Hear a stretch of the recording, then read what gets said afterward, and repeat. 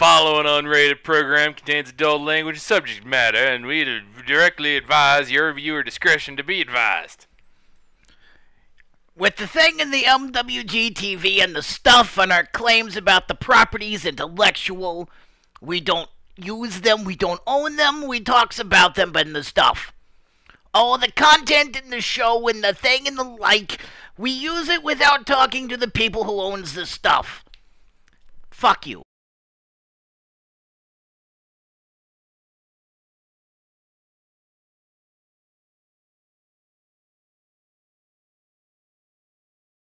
Coherency. Now, this is actually a nice little deviation here. So we're talking about squads when you move and coherency and so on. Mm-hmm. So if you get your shit shot up in the shooting phase, we're coming to the shooting phase at a future show, future hour. So if you get your shit shot up, you could potentially now have holes in your line. Mm-hmm. In which ways that there are gaps of more than 2 inches. So you could potentially, if you take your casualties poorly, you could have gaps within your squad coherency of greater than 2 inches. In the movement phase, you must make all reasonable attempt to get back within 2 inches. Yes. And if at the end of the movement phase you are still farther than 2 inches, guess what your shit has to do in the shooting phase? That would be run. It does clearly talk about that. It may mention it in facts, but that is very clearly brought up. Actually, I'm looking at something different. What are you talking about? Hold on a sec. Yep, you're right. Did you think I was wrong? Nope. I was just making sure. I was checking your shit. Checking your shit for clumpy shit. Hey, sometimes that has to happen. Because you know what? I'm wrong. I'm wrong a lot. Hey, because I got 20 we played a game. Yep. 2 weeks ago. Yep, and I got something wrong. Not just you, but someone walked up to our game. Yeah, and got the same thing wrong. And got on my ass and said, and you had asked me something. Yeah. And keep in mind, we didn't solicit advice. I forget what it was about. It was a Blood Angels thing. It's a Blood Angels thing. And I said, no, this is the rule, Parker. And this person walked up to us and said, no, that's not right. It's this way. And I said, are you sure about that? He goes, oh, yeah, I'm sure. And I go, why don't you look that up, Parker? He looked it up. Who was right? You were? Me. When we had a rules discussion, who was right?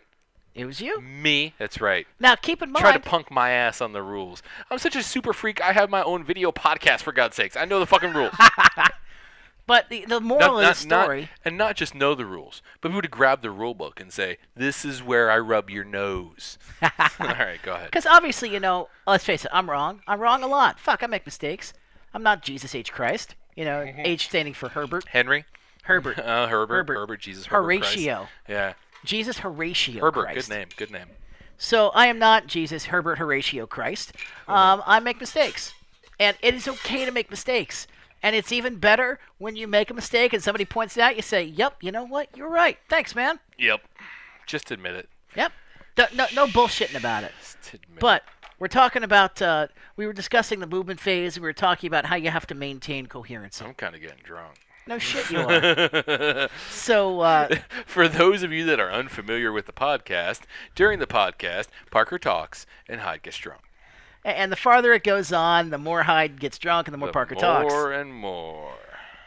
So we were talking about unit coherency and how we mentioned that you have to end the turn. Yes. In coherency. You have to end your movement phase. You have to end your movement with that unit of models. Yes. In coherency. So, what else do we want to talk about with the movement phase? We can talk about terrain. We should. We should definitely talk about some terrain here. So, cheers, fuckers. When we talk about terrain can affect your movement. Now, there are lots of different ways that terrain can affect your movement. Yes. So let's actually talk about something that really occurs in the deployment phase first. I think we mentioned it last hour. Okay. And that's when you're in the process before you put models onto the table. Okay. You turn around to your opponent and say, what pieces on the board represent what kinds of terrain? Mm-hmm. And you do that before you put models down.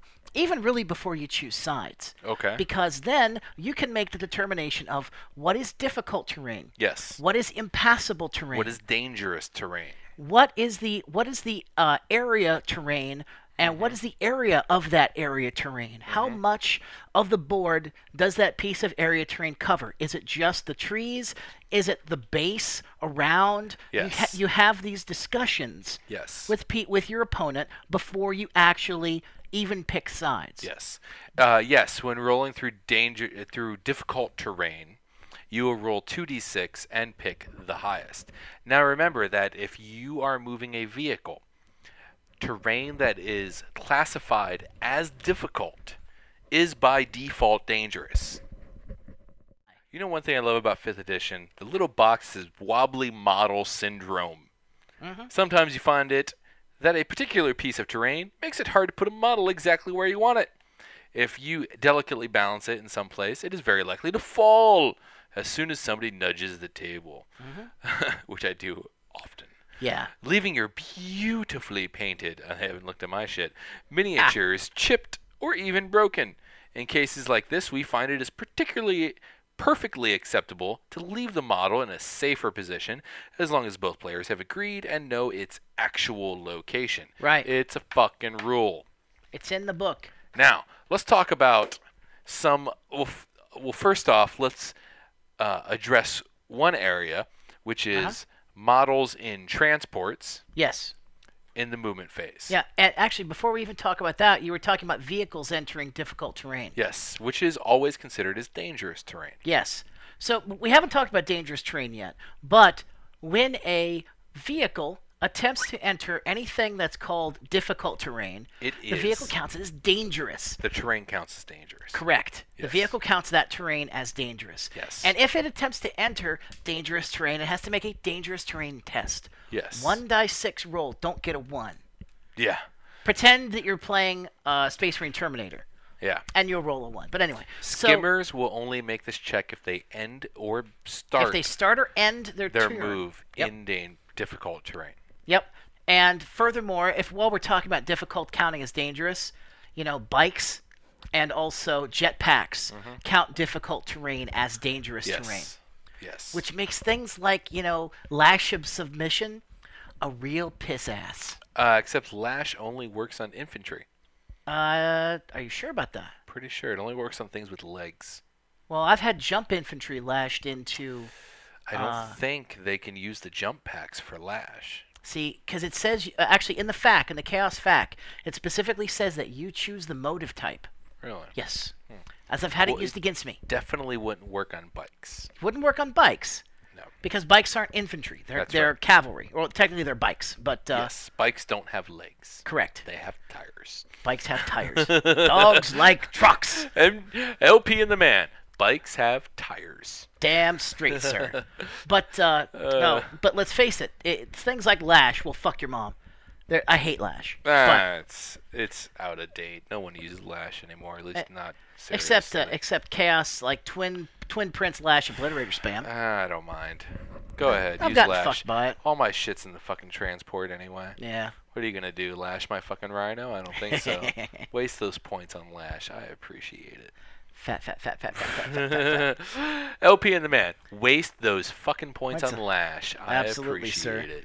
So if we finish up a little bit of discussion on actual terrain, we talked about difficult. We talked about a little bit about dangerous. Yes, and models impassable. And transports. Can't move through impassable. Right. Models and transports. If you get the unit out before the transport moved, you can still move the transport. Yes. If you move the transport, then get the unit out, the transport's done moving, the unit's done moving. Yes, because you can move and disembark. Yes. Or you can disembark and then the tank goes its separate way and the infantry can move its separate way, including assault. Yes. If the transport doesn't move and you disembark before the transport moves, you get your 2-inch disembark. Then you get your 6-inch move and your 6-inch assault. Yes. A lot of people miss that. A lot of people... Well, it's because people are dumb.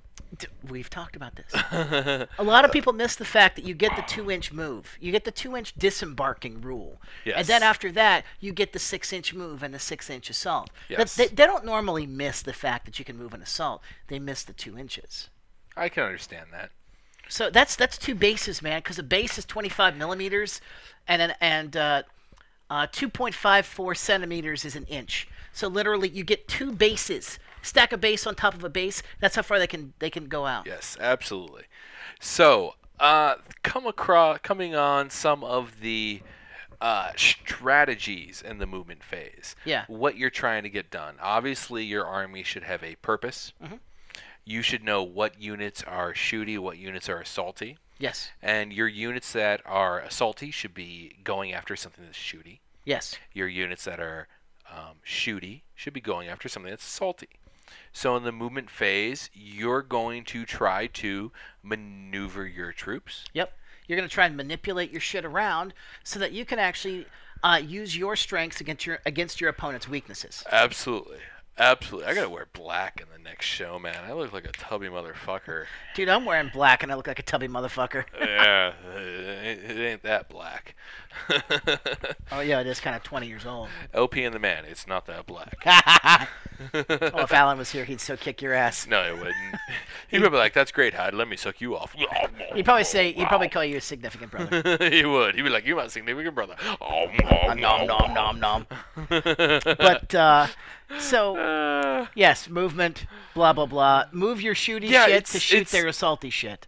Talking about strategy in the movement phase is tough because there's no like hard, fast strategy. Right. You know, it's very reactive. Very reactive. It's very army specific, and a lot of it is kind of like getting another chance at your deployment phase. It is. You're gonna try to get your shooting lanes locked down. Yep. To get better shooting lanes. Mm-hmm. You're going to try to get your assault units in position for assault. Yep. And you're going to try to, keep the bad shit at bay and keep the good shit closer to you. So absolutely. it's a really tough phase to just kind of discuss in the abstract. I mean, the only thing that you can really discuss, and as far as like the pure abstract of it is concerned, is exactly what you've mentioned before. It's the fact that you kind of almost you're reacting to what your opponent does. Mm-hmm. You're maneuvering your shit around to where you've got more of an advantage, and that is very very specific to the scenario. Yeah. You can't just give kind of a generic overall strategy. I mean. Yeah. When you're designing your army, you can kind of think, okay, well, I'm putting in as much mobility as possible so that I want my army to be fluid on the battlefield. I want to be able to rapid redeploy. Right. I want to be able to start on one flank and kind of fake out my opponent, and then my overall strategy will be to redeploy to another flank. Right. I mean, these are the kinds of things you can think of and you can have as an overwhelming, like an overall battle plan. But there was the famous general who said that, a battle plan lasts as long as first contact with the enemy. Have we beaten the movement phase into the ground? Nah, yeah, I guess so. Yeah, I don't know that there's much else. I should get more music. Yeah, because, so if we have any takeaways, move your shooty shit to shoot his assaulty shit. Yep. Move your assaulty shit to assault his shooty shit. Yep. Make sure that you keep your models in coherency. Pull my gun and scream at them. Can I give you my favorite quote from... Sure, go ahead, man. My favorite quote is, he's talking, and they're at the bowling alley, and he pulled a gun at someone. He goes, "This is not Nam. This is bowling. There are rules." It just cracks. This is not Nam. This is not Nam. This is There's bowling. rules, okay? Fuck. It fucking cracked me up. God damn it, dude. All right, we're going to come back for our last segment of the hour. We're going to talk about making bases. We're going to, some custom base work been going on around here. We're going to do a little bit of that. Maybe we'll get your webcam going. We could. To do some close-up work. We could give that a shot so, in case it doesn't fuck up. Here's a little Hellfire Sinners, Muddy Water Murder. We will be right back in 2 minutes. Fuck yeah. Way downtown in New Orleans in the Bayou County with the